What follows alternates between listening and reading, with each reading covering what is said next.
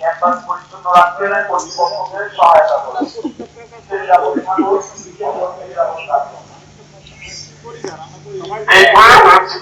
থেকে সাক্ষাৎ যত্রতত্র ময়লা ফেলবেন না।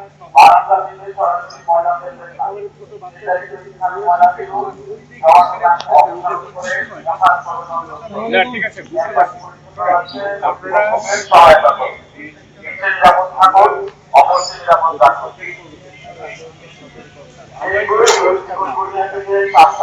তাহলে আমি একটা অন্য লোককে কি বলবো? আমাদের দায়িত্ব আছে, এটা ব্রিগেডের দায়িত্ব। সরকার বরাদ্দ দেবে, তারপরে ব্রিগেডে ক্লিন করবে। আর রিয়েল যেটা হলো যে আমরা সবাই মিলে যদি হাত দিই, এই ক্যাম্পাস পরিষ্কার করতে লাগবে 2 ঘন্টা।